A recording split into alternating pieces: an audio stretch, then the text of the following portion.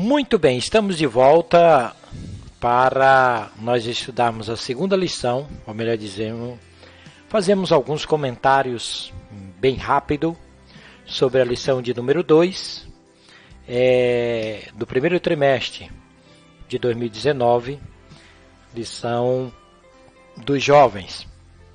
E nessa lição nós vamos começar a falar sobre os preparativos para a conquista. Essa é uma revista da Escola Bíblica Dominical dos Jovens que tem como título Rumo à Terra Prometida. E nessa lição nós estaremos falando sobre alguma coisa para a preparação ou o preparativo para a conquista. E queremos desde já dizer que toda jornada com Deus começa sempre com as orientações para o caminho, porque andar com o Senhor não é uma coisa fácil.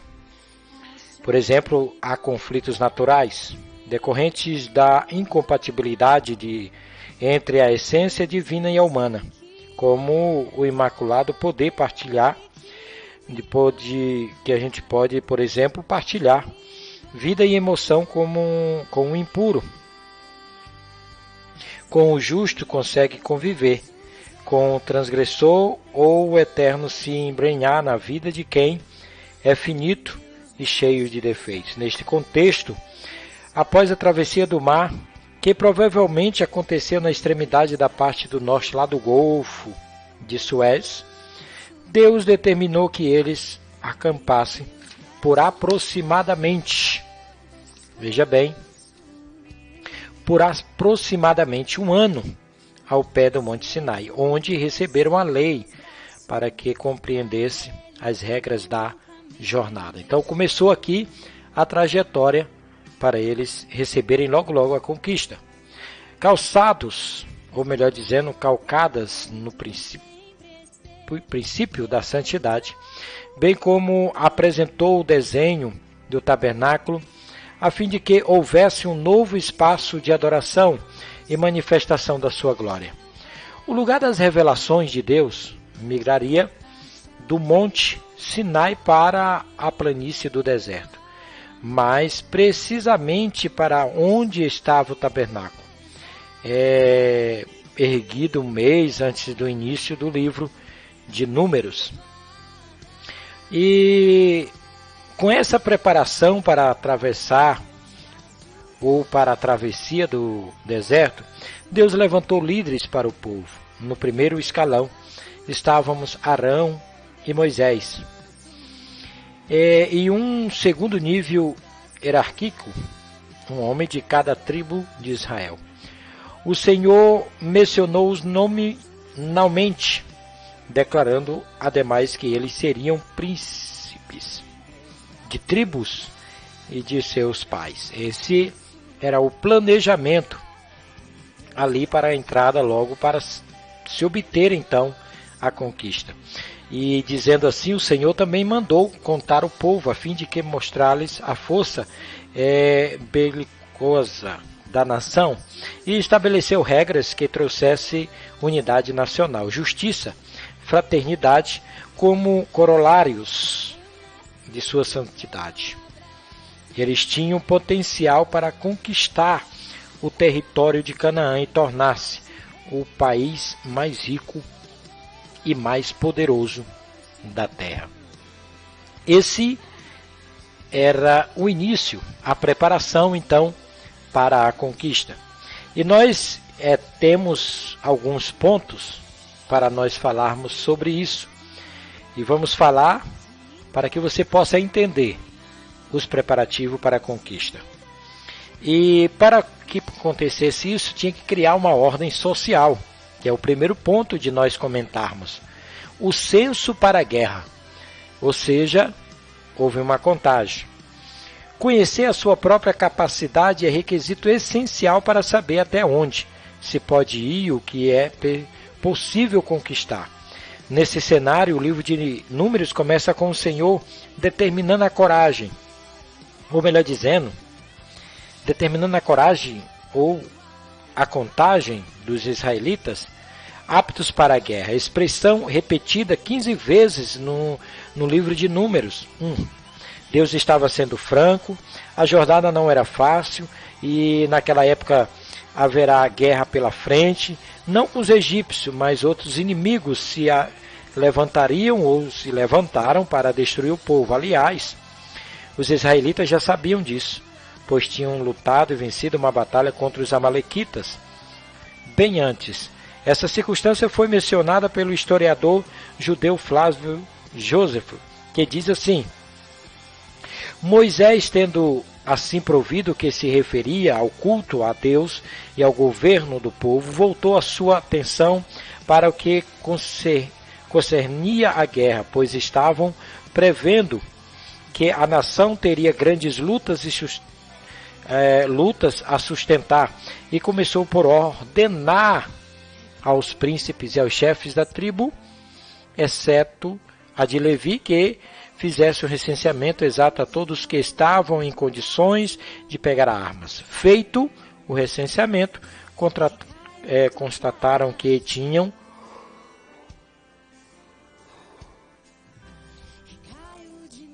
eles tinham praticamente 603,50 mil eram aptos para a guerra. Então, para que pudéssemos, ou para que eles pudessem concluir essa guerra, eles enfrentaram alguma guerra, eles precisam começar com um plano. E o plano era saber quantos tinham homens aptos para lutar. E eles conferiram, tinham 603.650 pessoas que eram aptos para a guerra. E é interessante que mesmo com a promessa de Deus, que fala aqui em Gênesis 22:17, diz assim: a tua semente possuirá a porta dos teus inimigos. Israel precisava conhecer a sua força militar, preparar para o futuro, se ficasse inertes. O território de Canaã não seria conquistado afinal. O cavalo prepara-se para o dia da batalha. Eles precisavam lançar fora o medo. Pela fé, e fazer um grande esforço, como posteriormente Deus falou de modo explícito a Josué. Definitivamente a vida dos servos de Deus nunca foi, nem nunca será um mar de rosa. E isso é verdade.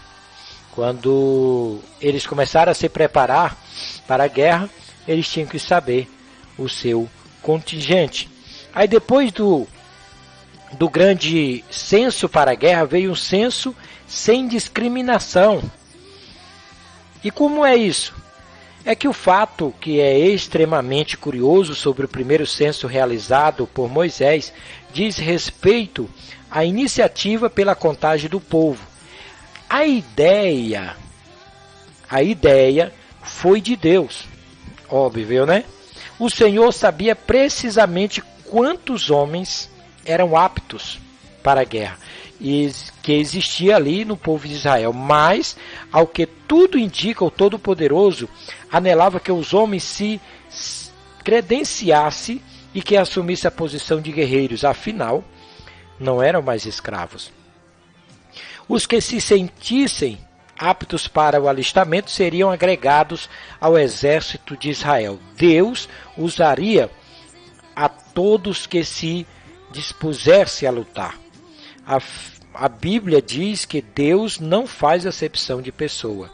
Ele usa a todos quantos se colocarem debaixo de sua autoridade para servi-lo. Por tal razão, o censo não foi feito levando em consideração a posição econômica, intelectualidade, força física, beleza ou outros requisitos subjetivos, mas de todas as famílias, aqueles que tivessem na idade de 20 anos para cima, todos os capazes de sair à guerra em Israel. Ninguém apto seria desprezado. Ninguém que tinha capacidade de guerra seria colocado de fora, demonstrando o privilégio segundo o qual toda pessoa nascida de novo e é um instrumento de Deus, pois certamente recebeu algum talento de Deus. Isso naquela época era fácil, porque Deus distribuiu talentos a todos. E para finalizar sobre esse tópico aqui do censo, que é a preparação social para a guerra, nós estaremos falando sobre o censo organizacional. Refletindo o caráter de um Deus, nós vamos falar sobre isso, que ama o que é belo e em tudo é organizado. A Bíblia recomenda que os cristãos realizem as coisas com ordem e decência. Basta apenas olhar a natureza ao redor e constatar-se claramente como o Senhor gosta das coisas em ordem. Aliás, no princípio, existindo os caos, depois da ação do Espírito Santo, tudo passou a ser sumamente organizado. Bom, após fazer o censo dos guerreiros, o Senhor determinou como as tribos deveriam ser distribuídos no acampamento. Por exemplo, a norte, sul, leste e oeste lá do tabernáculo, que quando estivesse arranchado, todo mundo no seu lugar, que em marcha apresentasse impressionantemente como Deus em todos os momentos em que o tratou com o seu povo ou mostrou como é o céu. Bom, resumindo, podemos dizer que evidenciou ser extremamente detalhista e organizado. O improviso não faz parte do reino de Deus, pois na verdade a ordem é a primeira lei do céu. Falando no Flávio Jósefo, a esse respeito, ele arremata.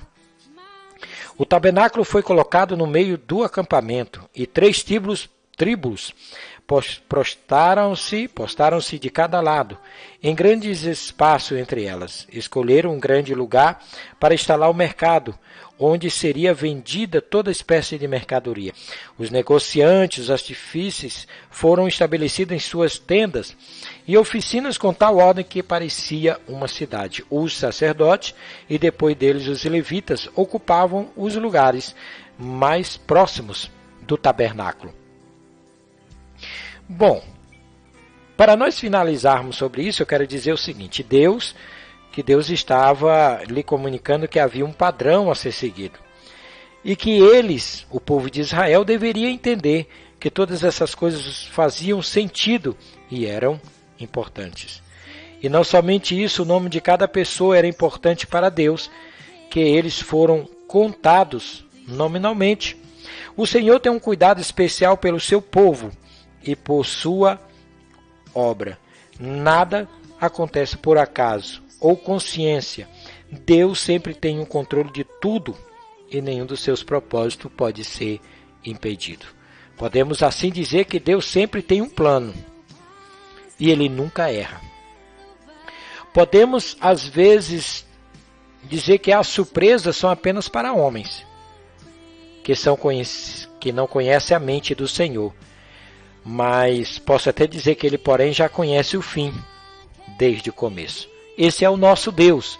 Então acabamos de ver alguns detalhes e falamos alguns comentários sobre esse primeiro passo para a guerra. Qual é o primeiro passo? Fazer um censo. Não precisava, na verdade, fazer um censo, mas, pelo que nós observamos, nós precisávamos realmente de algo bem diferente para criarmos assim uma organização. E o que é que foi feito? Primeiro foi o censo para a guerra, depois o censo sem discriminação. Todos eram aptos, ou melhor dizendo, não é que todos eram aptos. Aqueles que eram aptos não podiam ser de maneira nenhuma desprezados. E depois foi o censo da organização. Então terminamos por aqui a segunda lição, a primeira parte, o primeiro tópico da segunda lição, os preparativos para a guerra do primeiro trimestre de 2019 para jovens. Esperamos que você venha para a segunda parte dessa lição. Se você puder, para podermos manter esse canal, preciso que você se inscreva, para que nós possamos continuar estudando essa lição, que é a palavra do Senhor. Fique com Deus, até a próxima, se Deus quiser.